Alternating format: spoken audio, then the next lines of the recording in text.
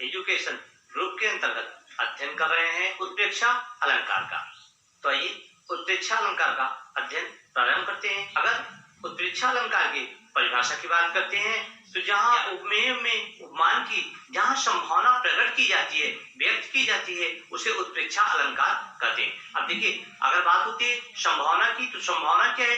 संभावना है उम्मीद, इसी में आशा होती है, उम्मीद होती है। मैं उपमान को बता चुका हूँ रूपक अलंकार में। देखिए, उपमेय का मतलब होता है जो प्रस्तुत है, यानी जिसकी उपमा दी जाती है वो उपमेय है। और उपमान क्या है? जो अप्रस्तुत है, यानी जिससे उपमा दी जाती है। इसे आसानी से स्पष्ट कर सकते हैं कि जहाँ उपमेय में उपमान की संभावना व्यक्त की जाती है उसे उत्प्रेक्षा अलंकार कहते हैं। उपमेय है प्रस्तुत, अर्थात जिसकी उपमा दी जाती है उसे उपमेय कहते हैं।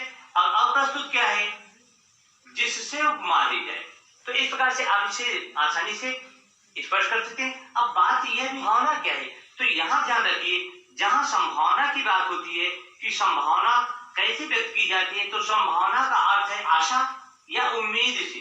किसी भी चीज में व्यक्ति उम्मीद नहीं करता कि मैं उम्मीद करता हूं कि आप इस प्रकार से सफल हो जाएंगे। तो जो आशा है, जो उम्मीद है, उसी को क्या कहते हैं? संभावना कहते हैं। तो आइए उत्प्रेक्षा अलंकार के उस ट्रिक के माध्यम से इसे और भी सरल तरीके से समझते हैं। ऐसे आप ट्रिक में दिखा सकते हैं। जनु, जानो, मनु, मानो, मनो, मनो, जो कहीं कहीं जो दिखाई पड़ता है। देखिए, जो से आपको भ्रम भी हो सकता है, इसलिए कि इस जो का प्रयोग ट्रिक में मैंने किया था आपको उपमा अलंकार के अंतर्गत। लेकिन यहाँ देखिए, यहाँ क्या है? संभावना, उम्मीद। इस जो का प्रयोग जहां होगा वहां उम्मीद होगी। अभी मैं आपको कोई इसका भी उदाहरण देखिए बता दूंगा। है आपका मलिक मोहम्मद जैसी द्वारा रचित कविता है, पद्मावती सब सखी बुलाई, जन फुलवार सवे चली आई।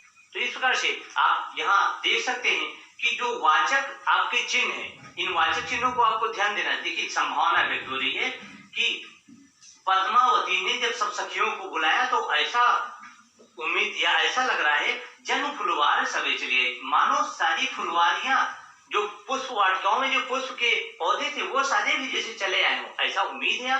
लेकिन यहाँ आपको वाचक शब्दों को अगर इससे नहीं समझाता तो आप वाचक शब्दों को ध्यान करिए। आपकी ट्रिक कहती है जनु, जानो, मनु, मानो, मनो, मनो, इनमें से इत्यादि में से अगर कोई वाचक शब्द है तो आपका क्या है? उत्प्रेक्षा अलंकार है। यहाँ शब्द आ रहा है जनु, जनु फुलवार। तो जनु से आप अनुमान लगा सकते हैं। आपकी ट्रिक कहती है कि ये उत्प्रेक्षा अलंकार है। तो ये कुछ नेक्स्ट और उदाहरणों को देखते हैं।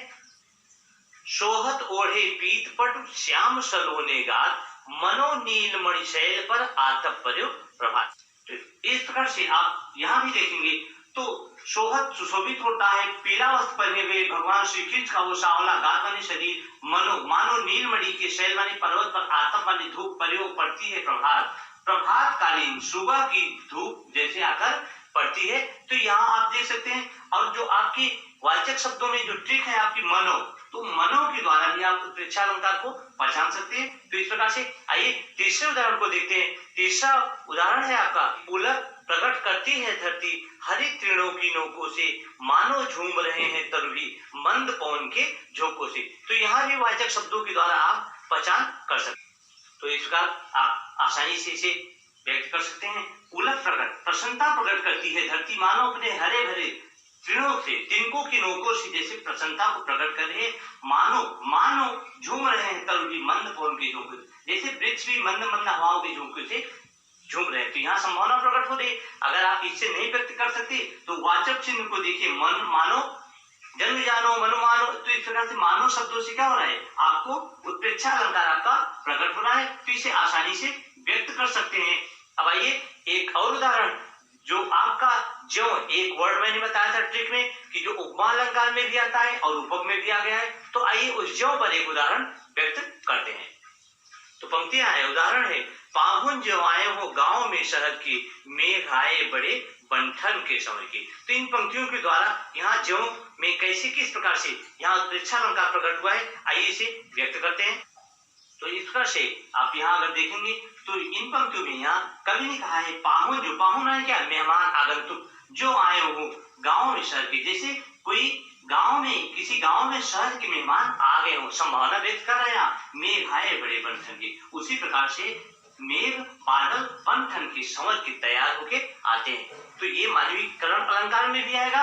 और अगर आप देखेंगे तो जो ज्यों है, ये ज्यों से यहाँ संभावना प्रकट हो रहा है, तो इसलिए ये ज्यों को आप अगर ध्यान देंगे तो उत्प्रेक्षा अलंकार के अंतर्गत आएगा। लेकिन आप पंक्तियों को पूरा ध्यान देंगे तो संभावना प्रकट हो रहा है, तो आपकी परिभाषा कहती है जहां उपमेय में उपमान की संभावना व्यक्त हो तो वहां उत्प्रेक्षा अलंकार होता है, इसलिए ये उत्प्रेक्षा अलंकार के अंतर्गत होगा। तो आज की वीडियो में बस इतना ही। Thank you so much.